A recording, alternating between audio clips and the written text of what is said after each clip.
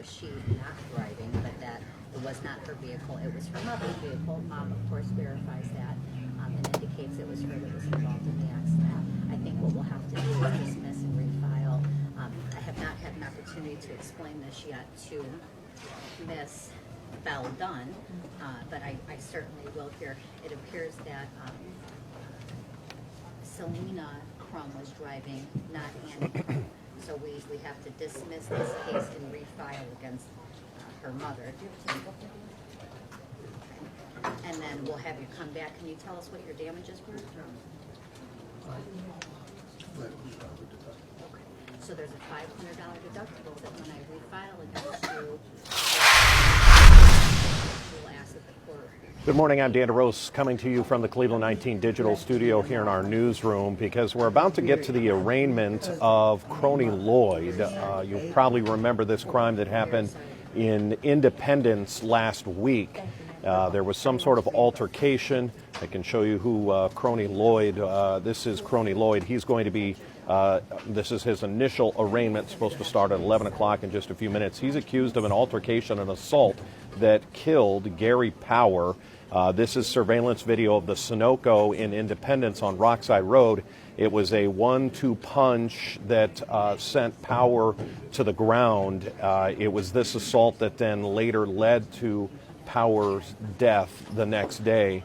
The two individuals had left the same lounge and had some sort of car accident or a bump or something, and that's what led them to pull into that Sunoco. I'm going to pull up a picture here. This is a live picture inside the courtroom in Garfield Heights Municipal Court. This is where, again, the arraignment is going to happen of Crony Lloyd. I'm going to run a story that was done last week by one of our reporters that's going to be able to fill in some of the details of this story for you if you didn't remember. So that when we get to the court, you'll know exactly what's happening. If they start the arraignment as the story is running, we'll interrupt that and get you to the arraignment. But take a listen to this story. It's a really tragic situation. This violent attack in a gas station parking lot is what led to 83-year-old Gary Power's death. He was in the wrong place at the wrong time, and police say that's where he came in contact with his alleged murderer, 48-year-old Crony Lloyd. They were a local lounge here in Independence, but they weren't together. There was no interaction. But Independence police say they left at the same time early Sunday morning. It appears that shortly after both of them left, there was some type of traffic altercation, possibly a minor collision between the suspect and the victim. It was Power who pulled into this Sunoco gas station parking lot on Rockside Road first. Lloyd pulled in shortly after. They got out, spoke for a few minutes, and then the victim was suddenly assaulted by the suspect, and that caused the fatal injuries. Police say Power died Tuesday in the hospital. With the help of FBI agents, U.S. Marshals, and this surveillance video, it didn't take long to track down Lloyd, who was released from prison in 2016 after nearly 25 years. In 1991, I believe, he was convicted of rape, robbery, and aggravated burglary. We're here in the matter of David Lucas. Ms. Landrigo, how would you like to proceed? Judge, I made an offer. It's my understanding the offer has been rejected. That was the story from Aaron Logan that was filed on Friday evening. It was Friday around 4 o'clock that the Independence Police held a news conference to announce the arrest of Crony Lloyd, 48 years old. You saw the surveillance video. Again, there had been some sort of incident. They followed the pair back to a lounge in Independence. They both left around the same time. You heard the police department, the police chief say that they didn't know each other. They just happened to leave the lounge around the same time. And then there was some sort of car accident, minor car accident, maybe a bump that happened in the parking lot. And as they got onto Rockside Road, that's when 83-year-old Gary Power decided to pull into the parking lot of the Sunoco there on Independence. This attack happened on February 3rd, so last Sunday, and here we are already with the arraignment. What's been interesting through our posts on social media And as people hear of this case, of course, Crony Lloyd is only accused of this crime at the time.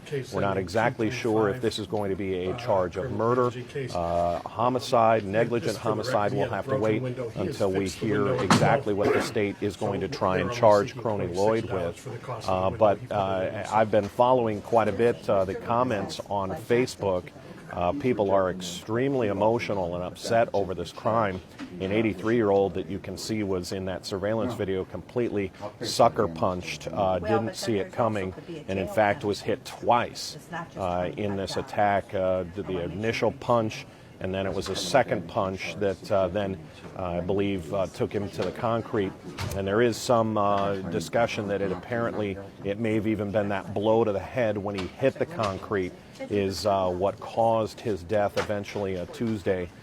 He survived 2 days in the hospital before passing away from his injuries.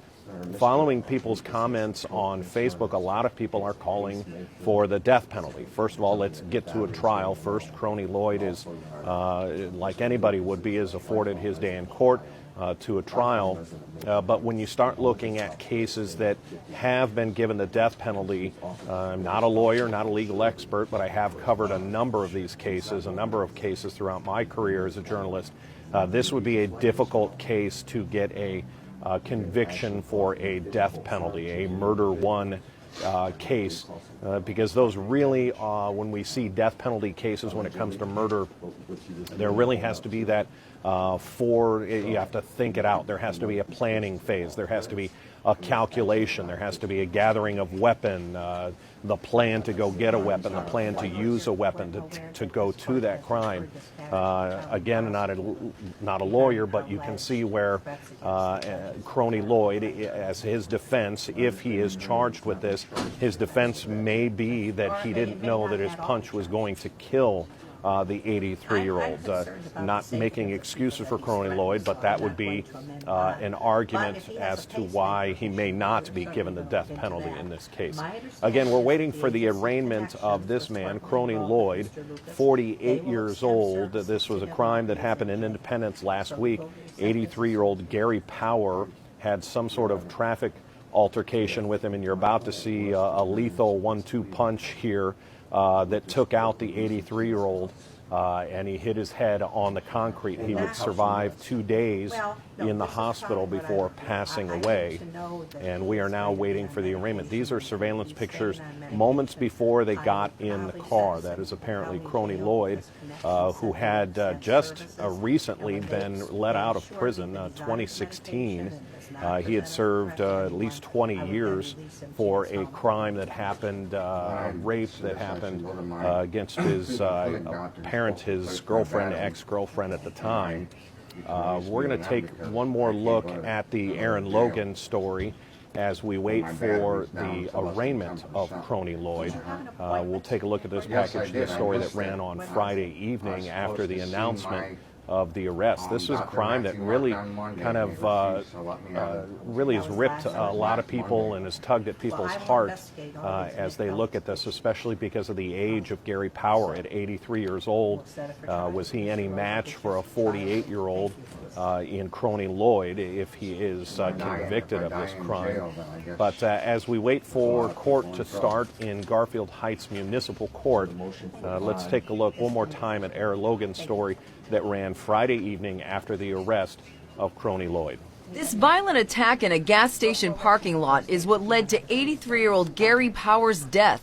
He was in the wrong place at the wrong time, and police say that's where he came in contact with his alleged murderer, 48-year-old Crony Lloyd. They were a local lounge here in Independence, but they weren't together. There was no interaction. But Independence police say they left at the same time early Sunday morning. It appears that shortly after both of them left, there was some type of traffic altercation, possibly a minor collision between the suspect and the victim. It was Power who pulled into this Sunoco gas station parking lot on Rockside Road first.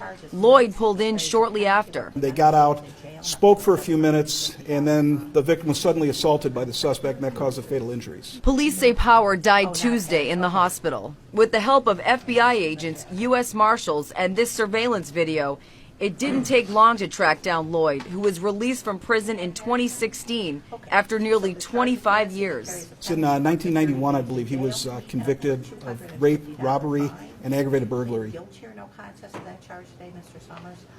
You're looking live in the courtroom in Garfield Heights Municipal Court. The arraignment was supposed to start at 11 o'clock. We're a few minutes behind.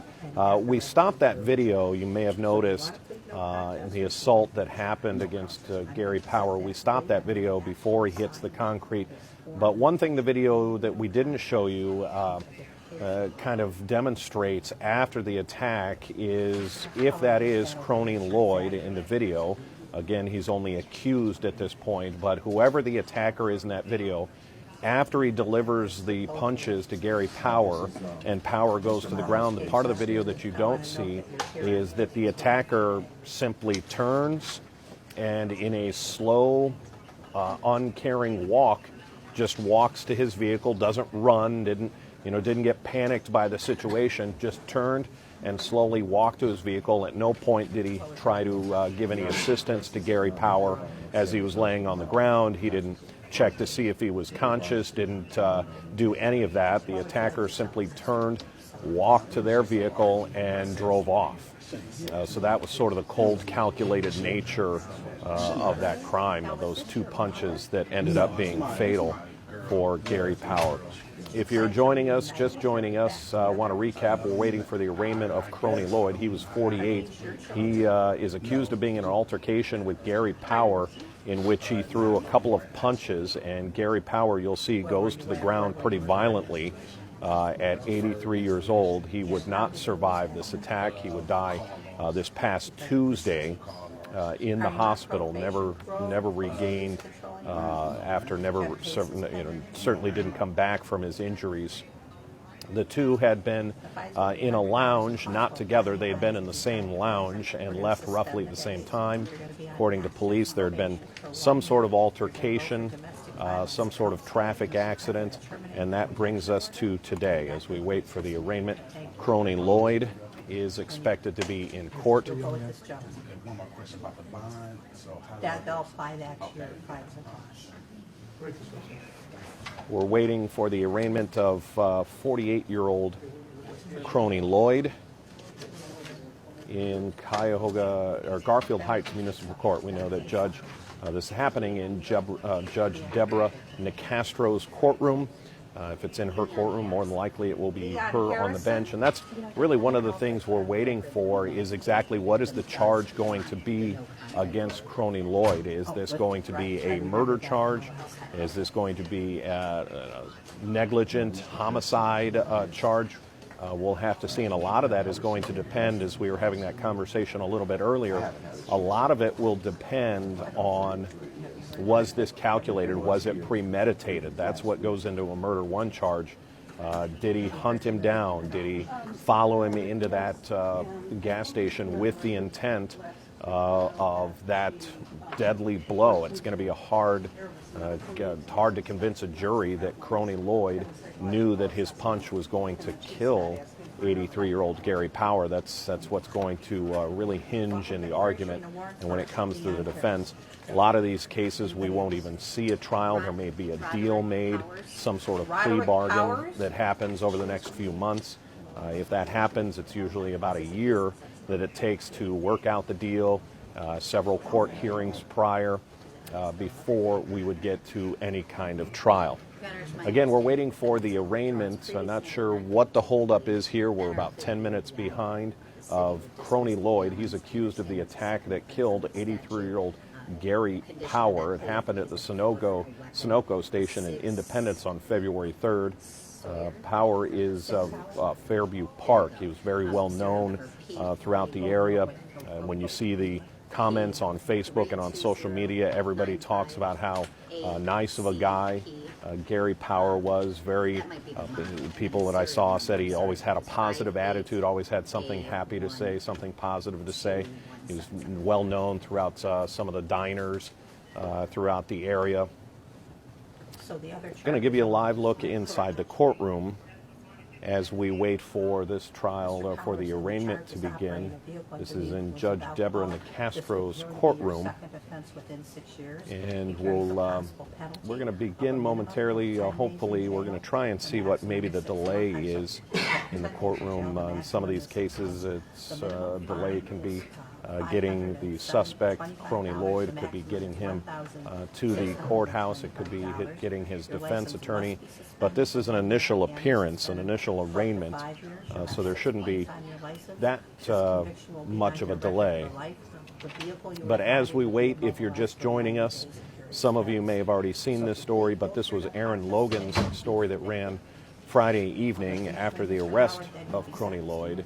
It was interesting to hear the police chief come out and on Friday afternoon at about 4 when he held his news conference after the arrest of Crony Lloyd and really talk about the whole situation. It was pretty rare that a police chief would have given that much detail about what led up to the incident, the fact that both of them had been in a lounge at the same time. Here is the surveillance video in the Sunoco parking lot when you see the 2 punches that were thrown by the accused. He's only accused at this point, Crony Lloyd. Also interesting to hear that they didn't explain a whole lot, but said that DNA was used. The FBI got involved in DNA. Not sure if there was how Crony Lloyd would have left DNA at the scene. That's something that would be discussed in the trial. But as we wait for the arraignment to begin, let's take a look again at Aaron Logan's piece that ran on Friday evening. This violent attack in a gas station parking lot is what led to 83-year-old Gary Powers' death. He was in the wrong place at the wrong time, and police say that's where he came in contact with his alleged murderer, 48-year-old Crony Lloyd. They were a local lounge here in Independence, but they weren't together. There was no interaction. But Independence police say they left at the same time early Sunday morning. It appears that shortly after both of them left, there was some type of traffic altercation, possibly a minor collision between the suspect and the victim. It was Power who pulled into this Sunoco gas station parking lot on Rockside Road first. Lloyd pulled in shortly after. They got out, spoke for a few minutes, and then the victim was suddenly assaulted by the suspect, and that caused the fatal injuries. Police say Power died Tuesday in the hospital. With the help of FBI agents, U.S. Marshals, and this surveillance video, it didn't take long to track down Lloyd, who was released from prison in 2016 after nearly 25 years. In 1991, I believe, he was convicted of rape, robbery, and aggravated burglary. That was the story that ran Friday evening from our Aaron Logan here at Cleveland 19. We're waiting for the arraignment. We're checking to see what the possible delay might be. This is in the Garfield Heights Municipal Court. The arraignment was supposed to start at 11. So we will check in with perhaps a courtroom. We've got a photographer, obviously, in the courtroom, so we want to see what the delay is there. We're waiting for the arraignment of this man, 48-year-old Crony Lloyd. He is accused of the attack that ended up to the leading up to the death of Gary Power, 83 years old. This was late Saturday night, early Sunday morning of last week, when you see those punches that were thrown in the parking lot. Gary Power would later die in the hospital on Tuesday, and that's what could possibly lead this to be a murder charge, a negligent homicide charge. That was really one of the reasons we're interested to see what happens in court today. Again, you're looking live inside the courtroom of Judge Deborah Nicastro as we wait for the arraignment. I tell you what we're going to do. We're going to reset. We're going to jump out of this coverage. We want you to come back, continue to check with us so that we're not wasting your time here. Want to make sure we get back when the court, when it starts, when the arraignment actually starts, when we see the judge come into the courtroom. We will come right back to you. So if you're watching this on Facebook, on Roku TV, on any of our digital platforms, tune back in. We'll send out another push alert when it starts, and we will get back to you. But for now, I'm Dan DeRose in the Cleveland 19 newsroom, and again, we'll be right back as soon as the judge comes into the courtroom. And they are moving more people out into the suburbs, so by then you might be in a suburban jail rather than actually downtown. Okay, so we're gonna say 18 days of home detention. He's gonna report for jail December 2nd.